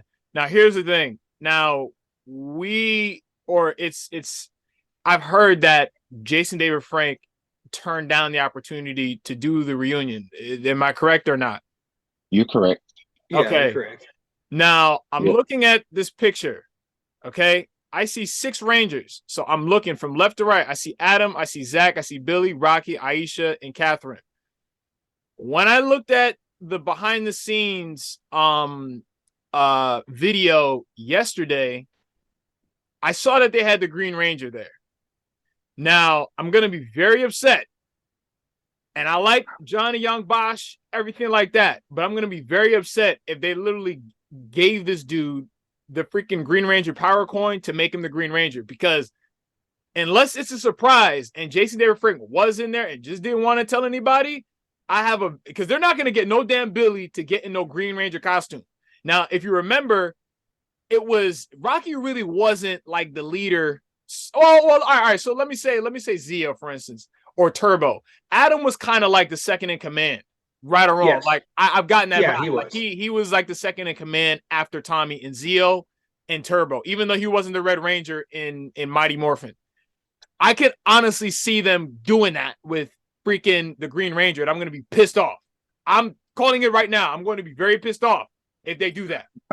Bat and the Sun, they confirmed that it's not JDF. It's just a stunt double, like they did in that episode, Grid Connection on Beast Morphers. They just had the stand-ins, and the only person that returned from Mighty Morphin in that episode, Beast Morphers, was Austin St. John, the only one that actually, you Right. know, did the morphing or whatever. But the other ones, they were just stunt double stand-in. So that's probably what it is for the Green Ranger. But they For Do you shouldn't guys even do that, in know? my opinion. Do you guys know if Nakia? I heard Nakia was there. Burris, she's the Uh-huh. what you talking was about, was that you talking Tanya? about you talking about Yeah, Tanya yeah, Sloan? I heard She was she there. was there. Well, because here's the thing though, because they can't have unless like Zach is unless they're using Ranger costumes for multiple seasons. I mean, they can't have 2 Black Rangers. So No. that's Yeah, what I'm so saying, and I'm looking because I didn't even know Johnny Young Bosch was in it. I didn't know that. I didn't see him until I looked at this picture. So that's why I kind of like my spider senses, kind of told me like this guy might be the Green Ranger, and I'm gonna trash and bash this reunion if they do that. Yes, I like the fact that they all came together, but if Jason David Frank is not gonna be in it, then don't use the Green Ranger. Just say Jason David Frank is not on Earth right now, and he, you know what I'm saying, like he's doing something like they say in MCU films, and they're like, oh, well, where's Spider-Man right now? Or when they said, who did they say? Where Tom Holland said, "Oh, where's Nick Fury?" And then they said, "Oh, Nick Fury is off planet right now." That's what they need to do. But nah. I'll be very pissed off, especially now. It Especially won't now. be it won't be Johnny Young Bosch because him and Karen are doing a minor role. I don't think they're gonna morph at all. Oh, okay. They're doing like the precursor to SPD. If you've seen that season, Power Ranger SPD, Yeah, I've seen but, SPD. but it's gonna be SPA, Space Patrol Alpha. And Hmm. notice like the series of the SPD took place in 2025. Now, mind you, we're only 2 years away from 2025 to be in Oh. SPD's timeline. So, but they might retcon some stuff due to the fact that, or they might say that, oh, a lot of time travel has happened in the Power Rangers universe or whatever since SPD aired or whatever. Yeah. So you probably won't see like, the flying cars and the new tech, the SPD base sitting in the middle of the new tech city or whatever. Right. But like at the end of, if you caught the end of Dino Fury, now the first time in Power Rangers history that you have the first documented alien refugees and that's Zato's race, the Rafconians. So they could be building up until like for SPD or whatever. Yeah. So, but I how they're hope going, Nakia's in the show. I hope huh? she's there. I hope Oh, Nakia's in the show because I've always liked Tanya. I always thought she was cool. You know, Hell yeah, like she was good. She was a good yellow yeah, ranger. they used her really well. So I was like, all right, yeah, I know they expanded her character in the comics. You know, gave her a relationship with Man Defender. I thought that was pretty what cool, about Adam? huh? I thought We her and mean, Adam were supposed to be the item. oh yeah, that was, like how they did with Turbo. There was like a 3 hour cut of Turbo, whereas they were together, and then they also had Jason and Kimberly together. But once they cut it up, they didn't do their best to cover it up to make it look like they were like together. Like they were just like good friends coming back to Angel Grove or whatever. But in a 3 hour cut, they were together, and also Tanya and Adam. Mm, But Why in would the they put Kimberly and Jason together? That doesn't that's make any disgusting. sense. That I, makes no sense. There was I never don't any know. attraction. That's disgusting. They He did can that. have They all cat. Who He did can have that? cat. Wait, where was this? Who did that? they also what you mean? What you mean? Like Like, so they also where and where was what iteration of Jason and Kimberly? Like, I mean, yeah, Jason and that was Kimberly. that was Turbo, a Power Rangers movie. That the Turbo movie, the Power Oh, Rangers I Turbo mean, movie. that wasn't. I mean, the only reason why I think people would take it that way is because they were around each other. But I never sensed, even when I was a kid, that Jason and Kimberly are a thing. Because if you remember when Tammie, like, there was that moment where they had a few moments where when Tammie first saw her, he was visually affected because he saw Kimberly because they had their thing. Even when she was, under like, that spell and everything, when he took his helmet off, he's like, look at me. That was romantic. So it wasn't, like a Jason and Kimberly thing. Not to me, at least. I think people put that in there because in their minds, they want to see that happen, but that's not, nah, I didn't want to see that happen. It's Kimberly and Tommy were the couple. I mean, Jason can have cat. I But mean, wasn't Tommy with Cat already? Like because towards they forced it. They at the forced end it. of Zio at the end of Zio, they were together, so there wasn't that much time between Zio and Well, Turbo. to be fair about it, they put them together in Zio, and then it never came up again. Like they put them together, and then it never came up again, and they were just kind of like what they were, like kind of like Adam and Actually, Tanya. actually, Drew, they did. They The are married. grandparent episode, No, no, no. They are married. If you saw the Dimensions in Danger episode of Power Ranger Super Ninja Steel, Tommy and yes, they Cat, were married. Yeah, you and are they right have a about son, and they have a son named JJ. JJ Oliver. Yes. I just didn't know. In the show, I know that they really didn't do much with it besides a couple things. And then later on they expanded on it, but I just never understood why they expanded on that because everybody knows Kimberly and Tommy are our the thing. item. Yeah. And I think That's the reason why Kimberly probably didn't want to come back many times is because of what she was offered. Like I guess it Yeah, wasn't. I I think it guess was. it I think it wasn't was enough. money. It wasn't enough for her to come back because Nah. she's been on I think she was on this TV show called Flashpoint. Flashpoint. I think she was a cop. Yeah, she was.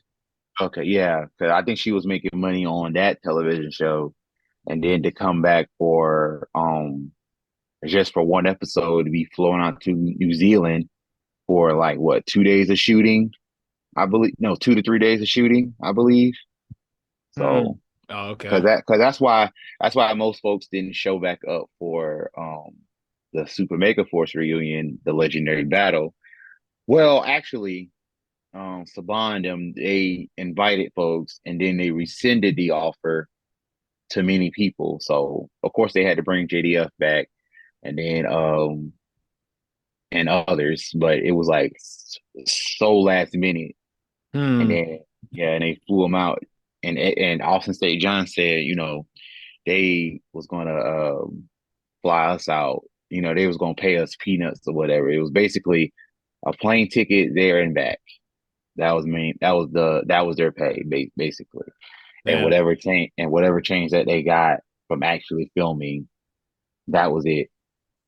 Well, I mean, from an acting standpoint, like I understand in a sense that Yeah, you want to get paid, for your what you're work, worth. what you're Yeah, worth. You know what I'm saying? Because it's not like they just show up and they don't do anything. It's like they have to know their lines. They got to get the blocking. They got to put the time in on set. They got to go through hair, makeup. Like it's a lot of work. So I understand that you get to a certain point in your career where you're not jumping at every opportunity because when they're you know what I'm saying, the dollars have to make sense for you to go out there and put that work in. You know what I'm saying? Because it's not always about like like the fan service. I mean, like, of course, I think she wanted to do it, but again, it has to be worth her time monetarily because people have lives. You know what I'm saying? So and it's then, like her being away has to account for that.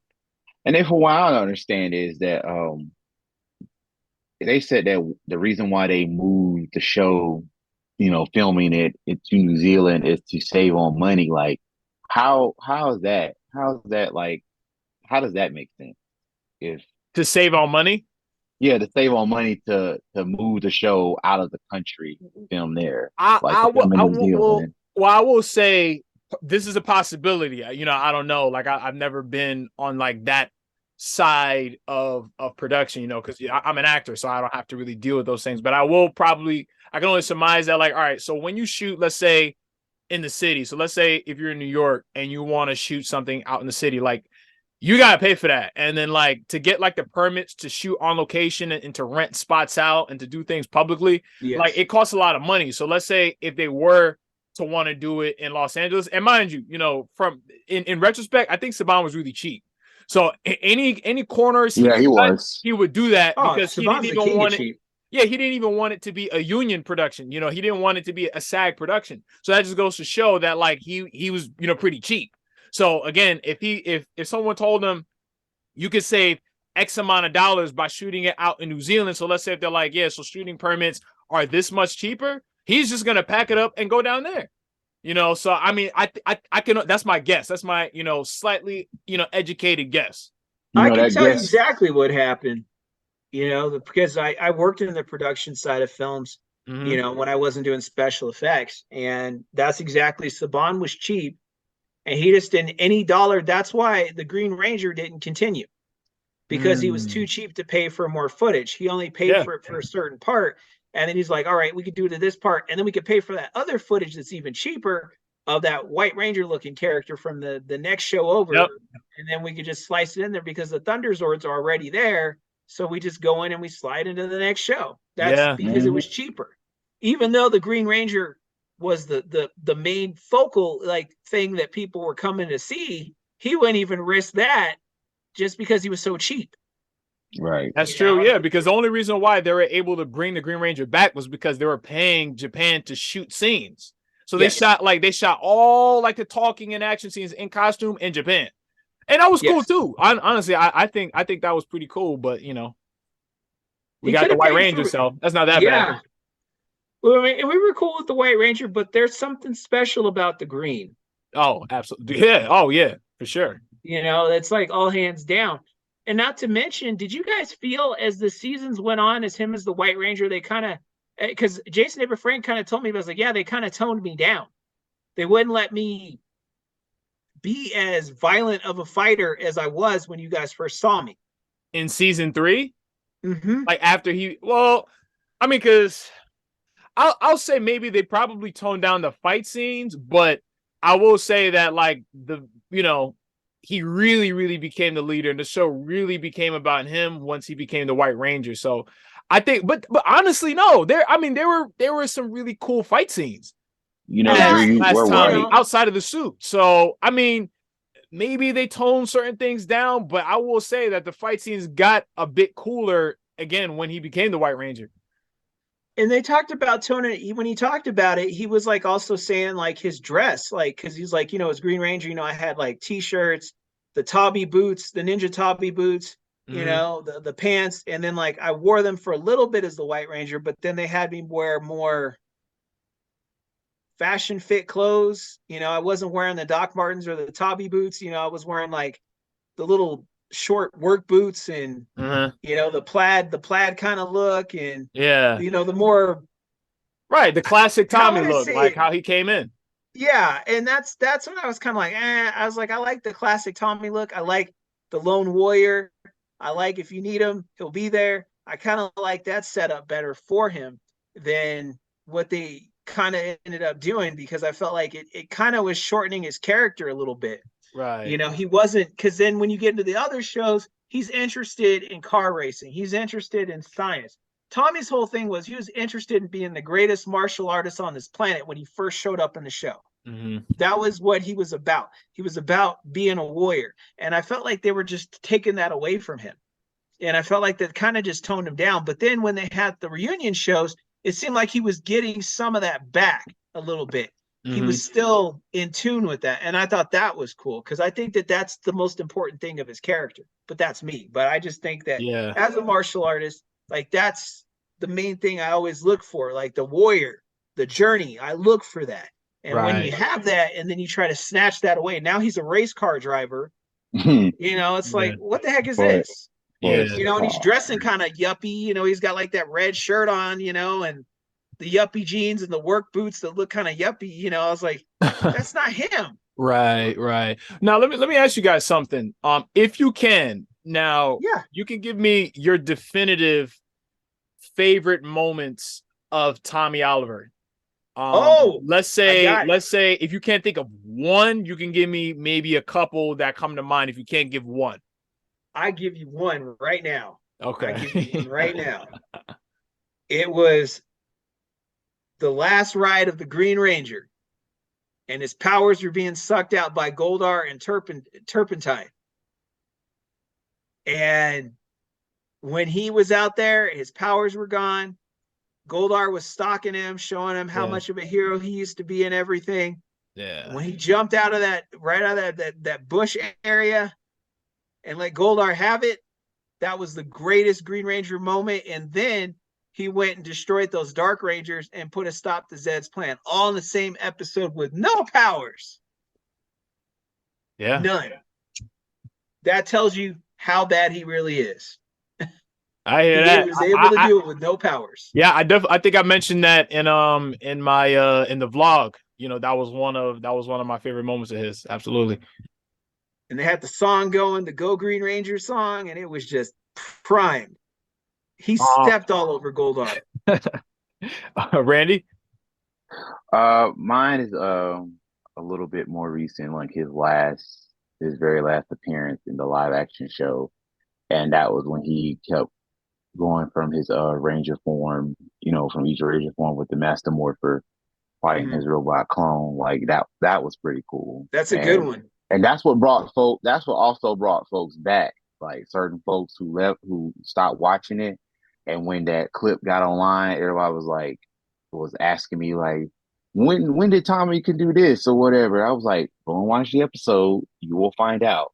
And that's just like I said, that's my favorite moment with him, like just using the Master Morpher, transforming into his past Ranger forms and whatnot.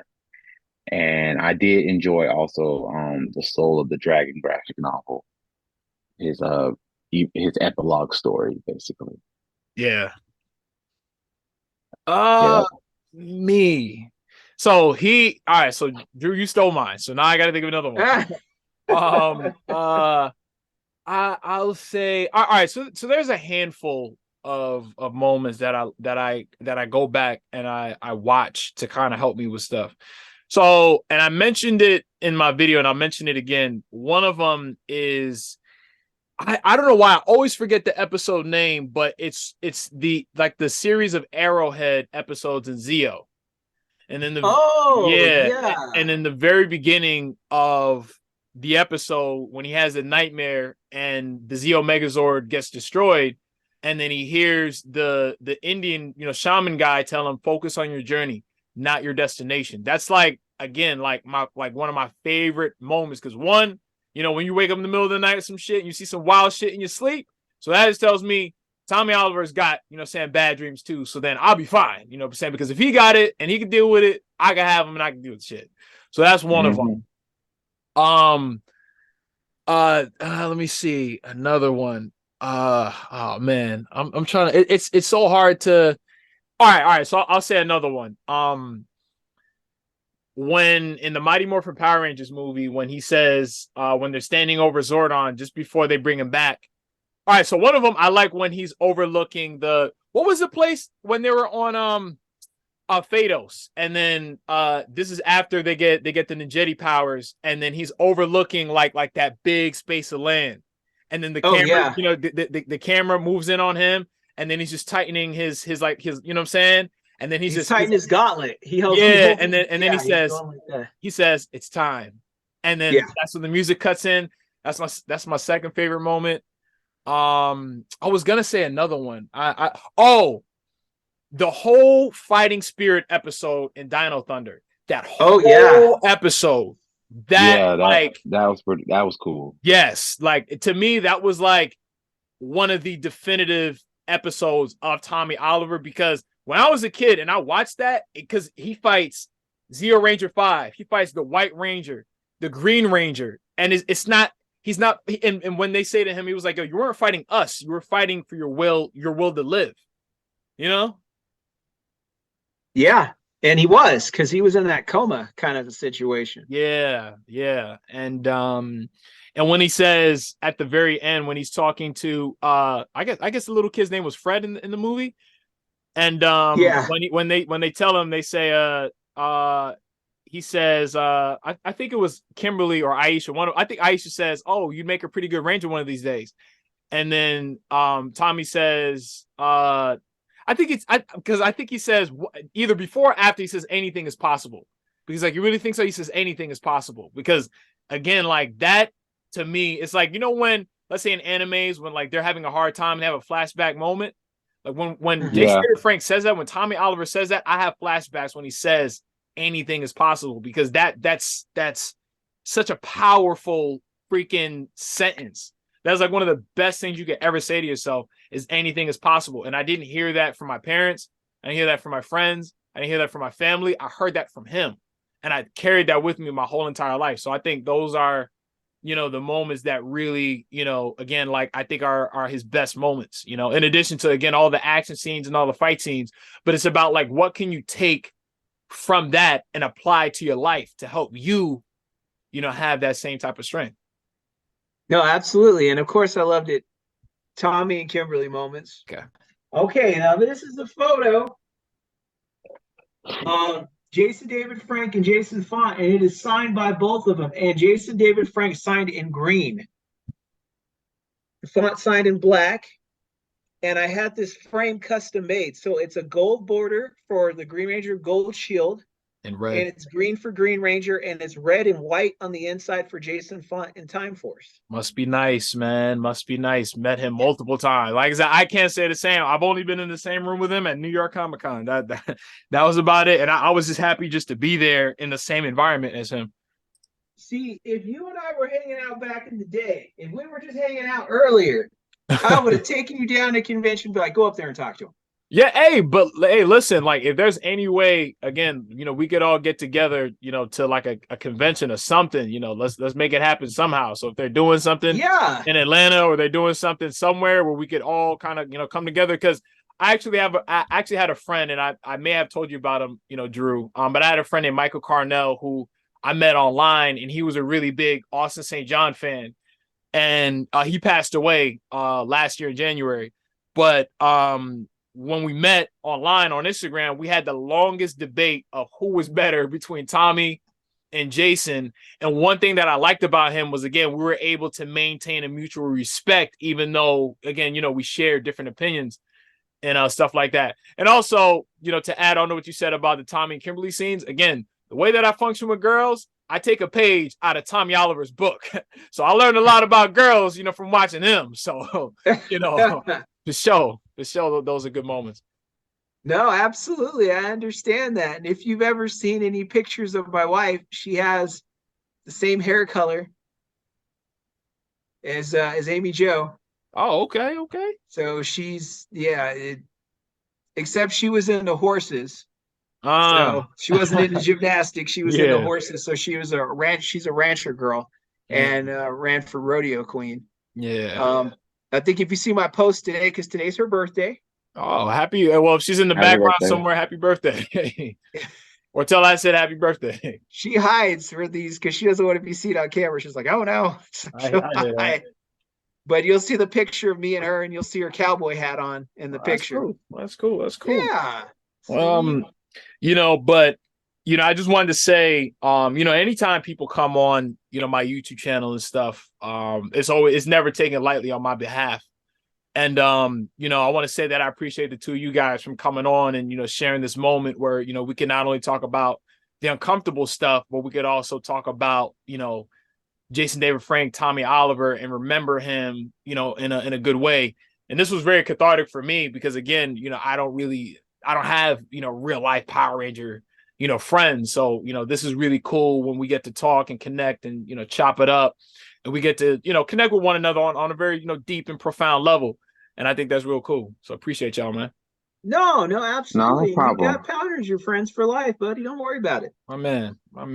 So I will say this. If there's any, I guess, closing statements you might have, maybe about Jason David Frank, Power Rangers, or something like that, so we end on a powerful note. You know what I'm saying?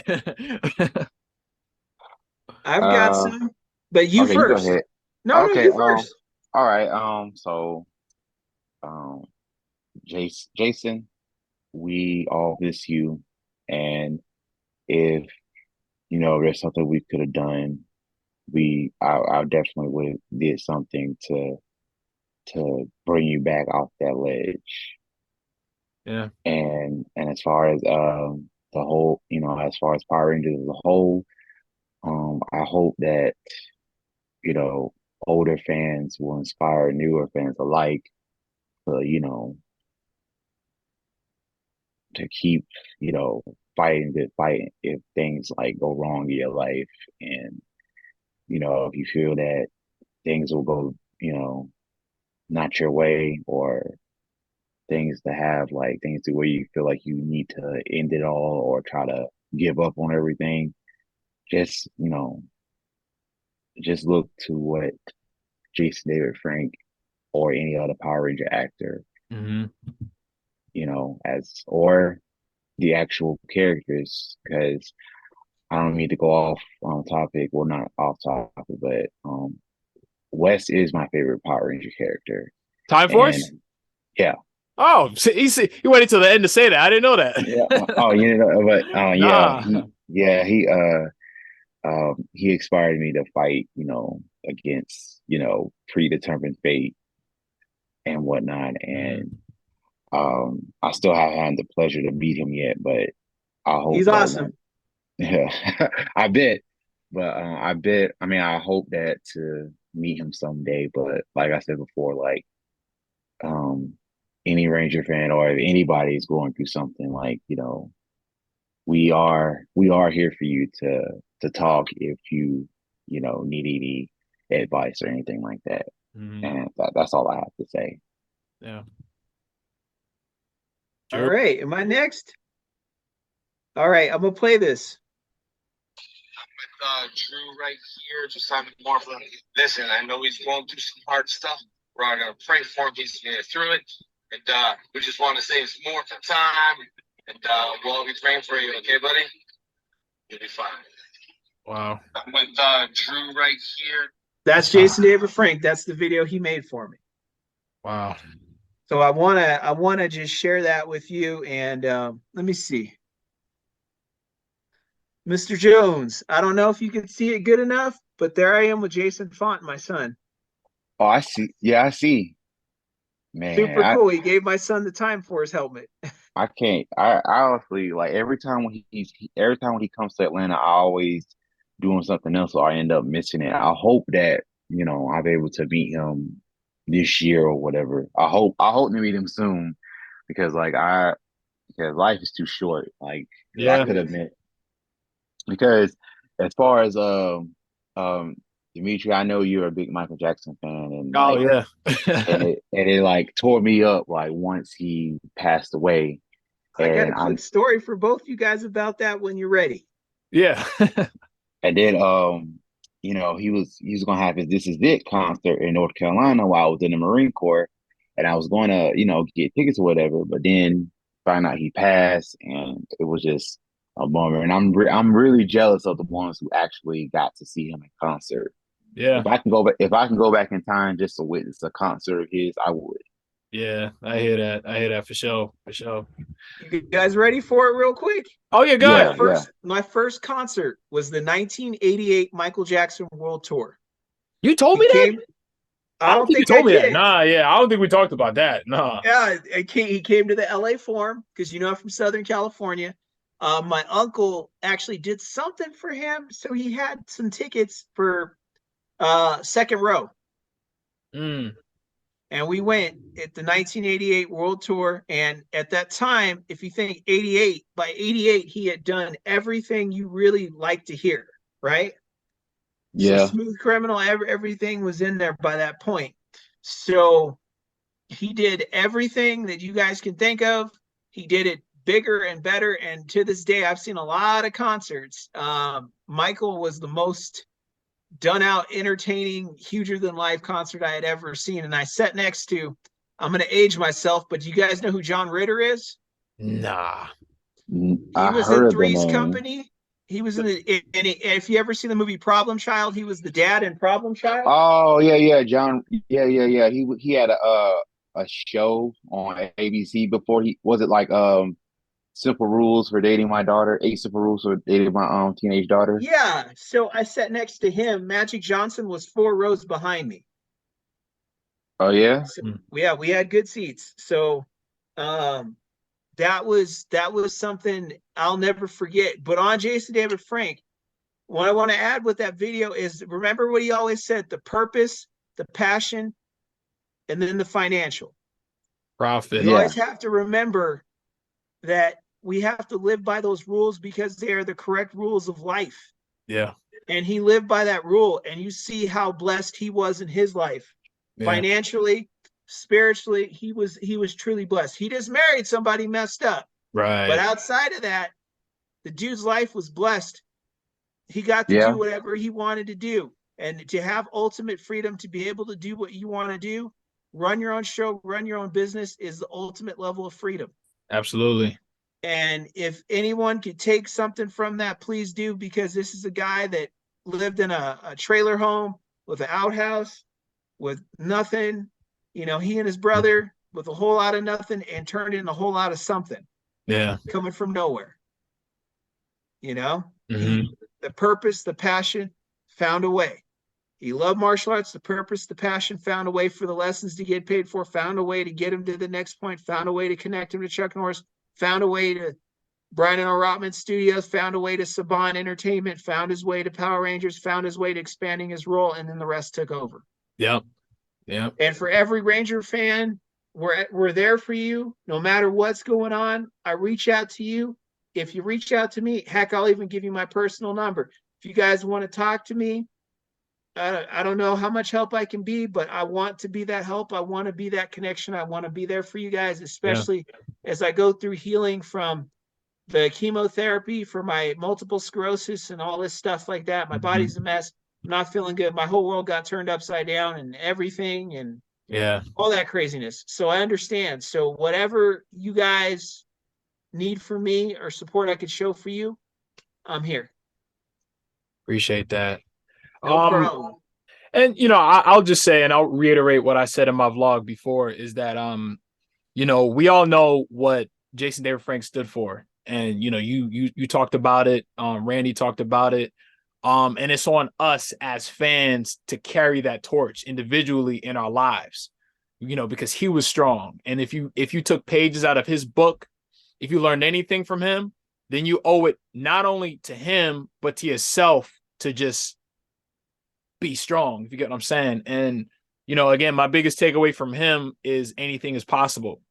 So anything is possible. So, all the things that you're going through, just keep that in mind and then you'll be okay, and that's pretty much it. So appreciate you, Randy. Appreciate you. No problem, man. You know what I'm saying? And so like, comment, subscribe, and then I'll see y'all on the next one.